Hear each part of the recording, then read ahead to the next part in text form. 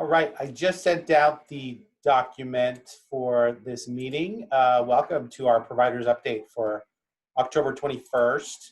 We just sent you just a brief Word document that has all of the notes that I'm going to talk through today. Sorry that it says October 20th, and we'll just go ahead and get started.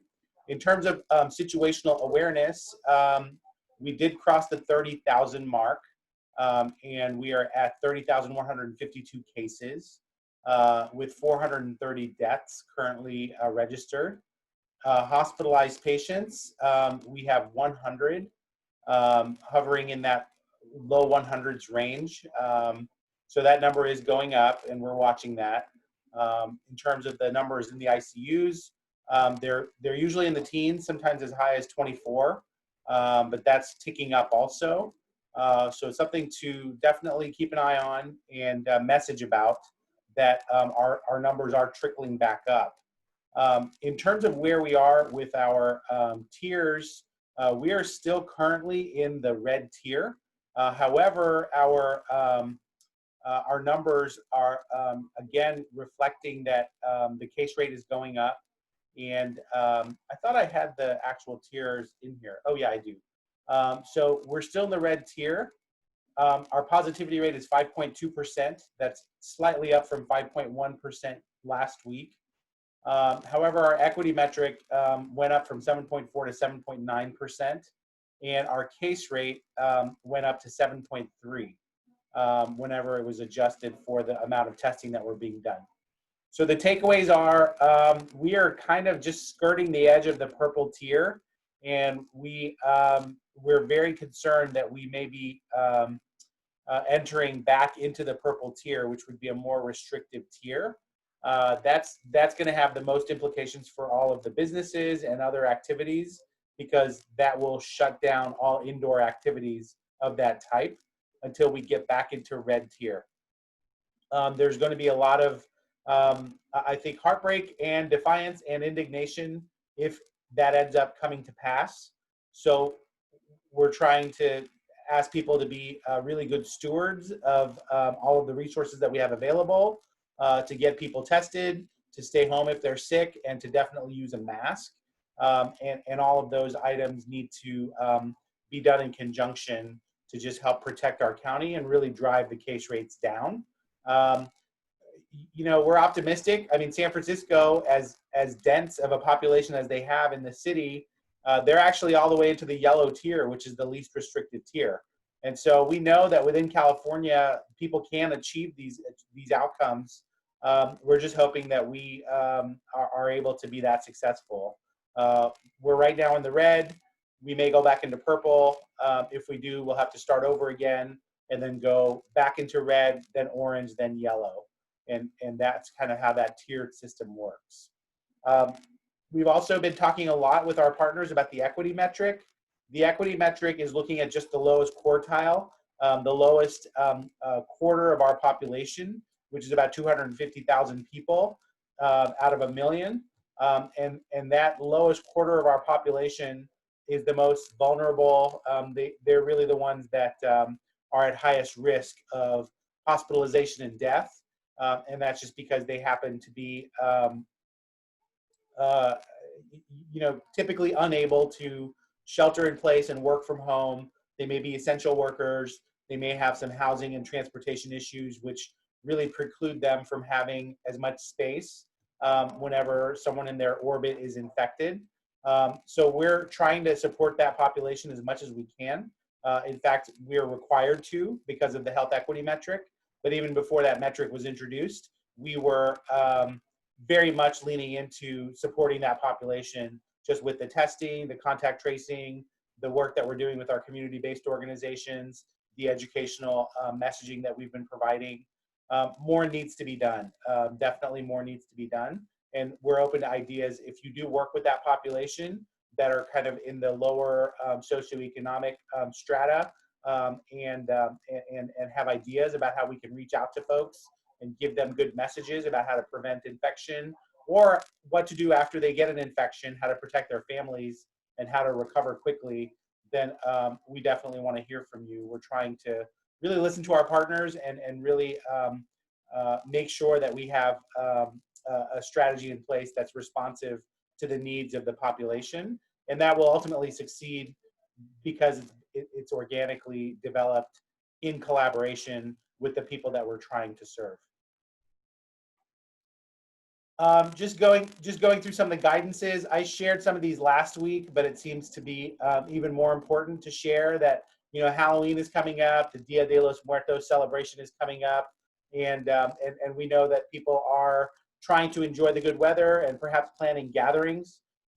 Please encourage people to do those outdoors if they are going to do them at all, and really mind the spacing and the masking and the hygiene. They should not be gathering indoors under any circumstances right now, especially with our numbers looking the way that they're doing. They really need to be doing everything that they do outdoors and still minimizing those gatherings to 3 households or less at a time. And that will just require some flexibility in terms of how people choose to celebrate Halloween, whether they do it in the parking lot with a trunk or treat kind of a plan, or a scavenger hunt that they do just with a very small group of families, so that people aren't interacting door to door and crowding on people's porches. Definitely no in-house parties at this time. Just going back to the top of this document, and don't worry if you don't have this document, we'll send it to you later. But basically, the CDC has come out with some interesting updates, and I've actually provided a link to what they're calling their science library. This should be something that you should just star and bookmark, because they are actually updating the science library every couple of times a week. And this is where they aggregate really the best evidence, the best science, and then they really create nice nuggets of takeaway practical information that is very useful. So a couple of things happened in terms of the CDC's guidance that I think will possibly have some implications. First, they actually stepped into this whole controversy about, you know, how many excess deaths are there related to COVID-19. This is a conversation that we've had multiple times, even with our own elected officials. But the CDC is estimating that there have been 299,000 excess deaths. Not only is that a shocking number in and of itself, it's surprising because the typical number being reported in the news is 220,000. And this is actually a lot higher than the official case counts related to COVID. And they basically have some really nice diagrams and graphics that explain when that happened. They have 2 peaks, one in the spring and one later in the summer. We may be entering a 3rd peak of hospitalizations and deaths nationwide. Although in California, it seems like we never even got over the 1st peak, and we're still in that long tail, and we're hoping not to have a 2nd peak if we all continue to be cautious. But nonetheless, that's basically what that article describes, is that there's almost 300,000 excess deaths this year in the US. That's a staggering number. Some of these are due to delays in non-COVID related care, diagnosis. We know that a lot of primary care was disrupted. So some of those deaths may be just related to that, but the vast majority are related to COVID-19. There's also a really good article out of pediatrics about COVID in children.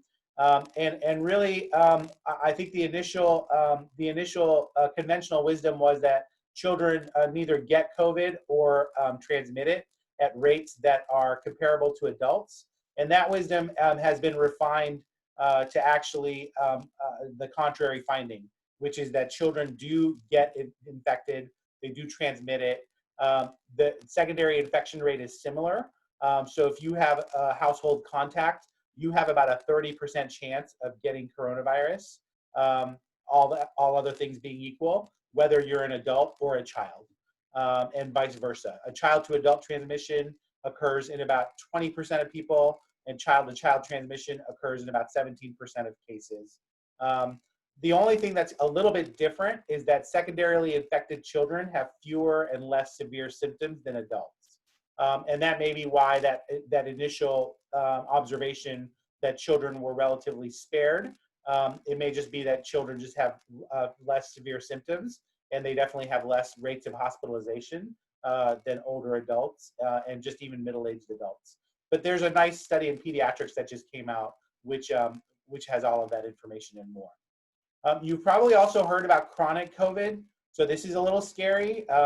We've heard about reinfections, which are possible, although not very common. And we've also heard about long-term, these long-haul infections, they're called. And there was a study in clinical microbiology and infection, which stated that 2/3 of non-critical COVID-19 patients experienced prolonged symptoms. Some felt worse later in the disease course than in the symptom onset. And loss of smell and taste were the most frequent persistent symptoms at day 60. So they followed people out for months, and people that had lost their taste and smell did not recover them even in 1 out of 5 cases at day 60. And that's something that anecdotally I've heard here locally, people who lost their taste and smell. It took them many, many weeks to get it back. And some were still struggling with that. So I don't know if people have other anecdotes related to that whenever you're talking to your patients that have survived coronavirus. But these persistent clinical symptoms may be something that does create kind of a chronic clinical entity that has yet to be defined. And then they actually add other sort of higher risks, like if you were admitted to the hospital, if you had an abnormal chest exam, if you were 40 to 60 years old, I think the female gender, all of those are associated with more persistent COVID symptoms. Just something that's kind of interesting and definitely worth paying attention to, especially if you're in a continuity clinic kind of practice. You will probably be dealing with this if you haven't already. People that survived COVID are back at work, back at doing their usual activities, but they're still not back at 100%. That may be what this is reflecting. There's also some articles coming out about vaccinations, just because even though there's no coronavirus vaccine that's been approved for general use, there are trials going on, even within the state of California, and we feel like it is time to start planning the allocation and how that's going to look. So some early research is a little bit concerning because there is a lot of hesitancy, a lot of vaccine hesitancy related to the coronavirus vaccine, where 2 out of 5 or 40% of interviewed respondents stated that they were not open to receiving a vaccine. So even though we desperately need a vaccine, even though we know that that's going to be one of the main, I think, weapons against all of the disruptions that the pandemic has created for us, there's going to be a huge, I think, public relations campaign that will need to be launched whenever a vaccine, or even before a vaccine is approved, to get people to embrace the idea of getting vaccinated. And that has a lot to do with culture, the information landscape, the misinformation landscape, which we are all kind of living through. There's a lot of different factors into why there's not more of an acceptance of vaccination, especially COVID vaccination, even the concept of it. But this is something that I know that I've talked to colleagues here locally that are very worried that even when the vaccine becomes available, the amount of resistance that we are already hearing about is going to prevent us from deploying it as effectively as possible to protect the most number of people. So just something else to think about. Again, I wish I had more solutions than problems, but I think the first step to finding a solution is defining the problem. And this is a problem that is now being defined a little bit. So hopefully people can start working on ways to overcome it. Just along with vaccinations, there's another article that I've shared just about challenges related to vaccination preparedness. So this is something that I'll admit I really didn't have too much of an expertise in. I don't think any of us have gone through a pandemic quite like this, to where you really have to prepare the whole population for a massive intervention like a vaccination in a very short time. That's actually, all of that is called preparedness, and vaccination preparedness is its own kind of field that was really dormant before COVID-19 came along, and now it becomes a really important field to learn from. So I just included an article about that because I think it's going to require, again, all hands on deck, just like with everything else, just like with masking and social distancing.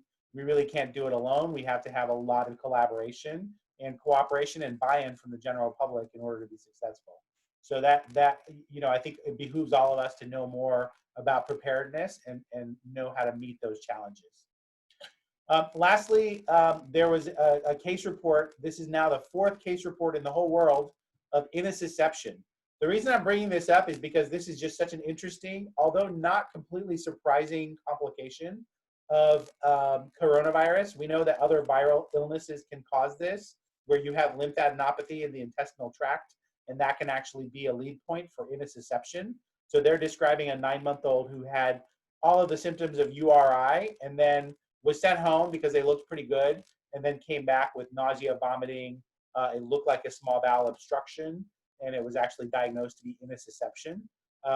And so just think about that if you're, in a clinical context where you do see kids, that in addition to other causes of intussusception, now you can add coronavirus as one more possible thing to rule out if the rest of the constellation of symptoms fit the picture.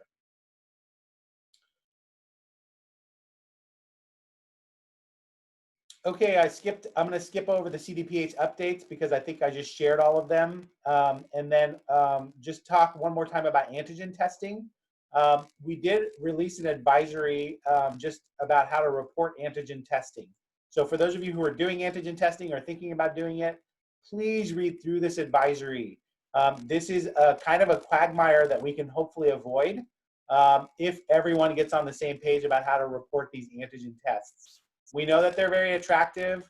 We know that you may have access to them. We certainly want to have more access to them from the public health side, but we all have to do the investment of reporting what these tests are doing, whether they're positive or negative, and really using them correctly.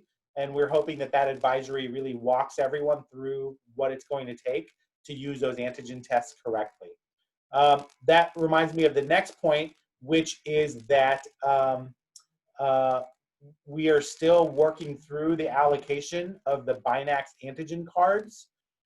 Like I said, last week, we were told that the state is going to allocate 18,000 of these kits to our county. We've heard from some of you, and if there's others who are interested in learning how to use them, we certainly want to identify partners in the community who can help use these in a way that would be very beneficial to our patients. So please reach out to us. You can read more about the Binax now at the Abbott.com site. This is an Abbott product. You'll have to download an app called Navica, and then you'll also need to be registered in the provider reporting portal through our county process as well. Because in addition to reporting into the Binax site, you'll also have to report all of those antigen tests into our provider portal so we know how these antigen tests are being used. And then obviously we want to make sure that the contact tracing and other preventative education is done for these patients that get these antigen testing done. And then just looking ahead, we know that life is not all COVID all the time, even though that's what it feels like. I think it's time to recognize that there are other pressing public health issues that all of us, really because we've done so well collaborating and sharing feedback with each other, I think this is a perfect time for us to really capitalize on the momentum that we've gotten and not abandon COVID, but also just expand our focus and our scope into other areas that, there's a lot of great stuff going on, and there's a lot of needs that Fresno County has on public health issues that are not related to COVID or not directly related to COVID. So, I think it behooves us to really think about how we can message to our partners, both within clinical medicine and beyond clinical medicine, that all help us really serve the patients. And then also message to the general public as well through advisories, best practice guidelines, messaging campaigns, just a lot of different strategies that have worked pretty well for COVID. We can also just leverage those to now turn around and hopefully focus on other issues that really need a lot of attention to. So just, the kinds of things that I'm excited about working on, and please feel free to help if you're interested, or if you have other suggestions of other topics that we could kind of convene on and use our collective inspiration and brain power, then please suggest those. But the things that I'm excited about working on include, sharing best practices and treatment updates related to substance use, talking about environmental health and climate change as it impacts public health, um, really making sure that we're doing everything we can to screen and do preventative health practices for the underinsured and uninsured populations, because we know that doing prevention and screening in those populations will pay a lot of dividends for the whole healthcare system. Really making sure all of our clinicians are updated about sexually transmitted infections, other infectious epidemics like hepatitis A, and making sure that everyone is aware of all of the resources that are available so that we can use those resources as intelligently as possible. And lastly, working together on initiatives and opportunities for maternal child health, and knowing that that's a critical area for us to be focusing on here in Fresno County. And there's a lot of opportunities that I think we can pursue together when it comes to improving the health of mothers and children. So those are the kinds of areas. Like I said, I think, it's not that COVID is over, but I know that some of us are over COVID. And if you feel like there's other things that you want to be working on, then certainly feel free to reach out to us, and we can start working on some of these other things too. We know that there's a lot of fatigue out there. We frankly are feeling some here at the department, but we've just got to keep on plugging. I think we know what the right thing to do is. And we have a really good, I think, roadmap for how to do it. And we just need to make sure that we check off all of the boxes in our strategic plan and continue to be agile and responsive to the community as new things come up, and as new science evolves and as we learn more about this pandemic. Finally, I'll just end with our very constant but important reminder that people need to donate blood. So we're actually doing a blood drive here at the Fulton Mall on November 2nd and 3rd. And we will be talking before then, so I'll remind you again about more details. In the meantime, you can actually go to donateblood.org and actually get registered for an appointment. Or really, if you want to walk in, I'm sure that the Central California Blood Centers will be happy to give you information about how you can get registered as a donor. But we really need really everyone who can donate blood to do it. And for those of you who work with your communities, work with your neighborhoods, perhaps have other platforms that you can share this message on, please do it, because it's a really critical time.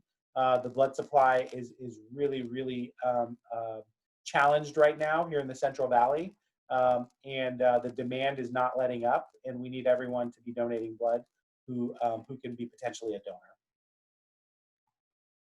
So I'll stop there with my comments and see if there's anything else anyone else wants to share, or if we want to do a roundtable and just answer questions. Thank you.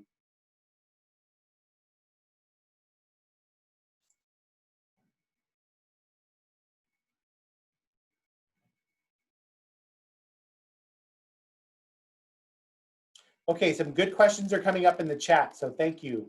Gilbert says, at Everyday Healthcare, we tested 72 patients on Monday and saw way more positives than normal. That's good to know. Certainly, please give us feedback about if you're seeing trends. Obviously, if you're talking to people and you're hearing about different either occupational exposures or gatherings, or really any other kind of outbreak level issues that we need to intervene on, please reach out to us and let us know. We consider you really our first line of defense and our last connection to the patients that we aim to serve. So we really want to work together to make sure that whatever signals you're picking up, that we do our due diligence and follow through on that. It's interesting that you were able to get testing results back the same day. So I'm assuming that you're using antigen tests, but I may be wrong. And so one of the really great ways of using antigen tests is to get that immediate feedback. So a question from Bobby is it recommended that all essential workers do surveillance testing of 10% of staff? So that is a good recommendation. And that's really kind of where I'm landing is, I'm telling people if you are an essential worker, you're at pretty high risk, and sooner or later you're going to catch this bug. So you might as well just get in a rhythm of getting tested, and getting into surveillance testing. So I know that sounds overly pessimistic, and I'm sorry, but I do feel like we do need to be doing more testing. And so it makes sense to be testing our highest risk populations. And those obviously are the ones that are symptomatic, but also the people that are just on the front lines of dealing with public service. So, essential workers that are close together just because they have to be, like, for example, in the packing houses, or essential workers that just see a lot of public, whether they're masked or not masked. People that are driving our buses and working in our nursing homes and working in our healthcare fields. And really all of those are essential. They're obviously essential occupations that we need them to keep working, but it would be great if they had that extra peace of mind to know that, every 2 weeks or every month they're getting tested, and to just to have that extra security to know that they're negative, because we know that every once in a while, one of them is going to be positive, even though they're asymptomatic. And that person is at very high risk of passing on the virus to their family, to other people. And we really want to catch those people and really have them have the opportunity to isolate at home. And so that's why I think testing essential workers, even if it's a 10% of your staff or whatever you want to come up with, just makes so much sense. And obviously that would definitely help with our testing, which we do need to increase our testing all over the county.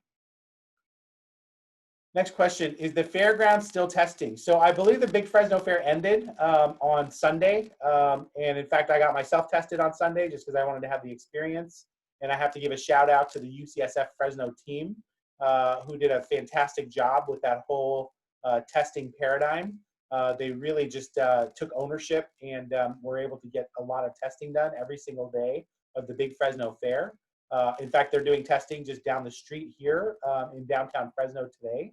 So I would say I don't think the fairgrounds is testing anymore. However, if you go to the UCSF Fresno COVID Equity Project website, and hopefully Sim will be able to share that in the chat, then you can actually get testing arranged either same day or next day. I know they're doing a ton of testing. They have a static site, which is on Weldon Avenue, and they're doing mobile testing almost every single day, just all around the city of Fresno. And so you can get yourself tested or send patients to get tested. It's a very kind of low barrier testing model that they have. It works really well. And so just my kudos to that whole team. I think they're doing a great job.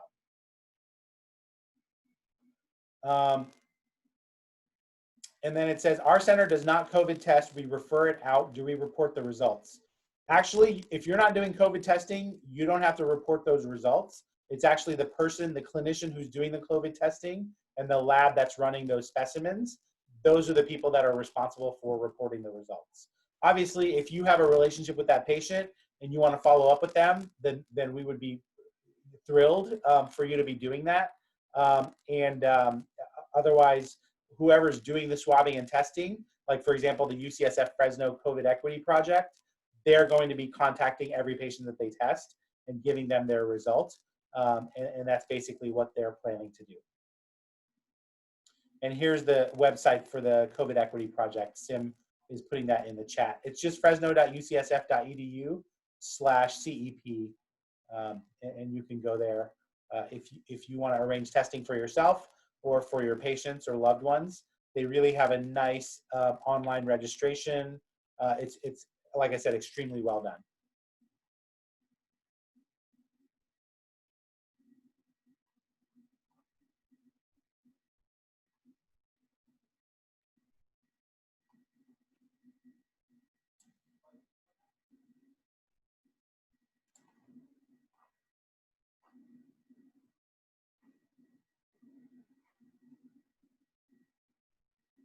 Any other questions or comments?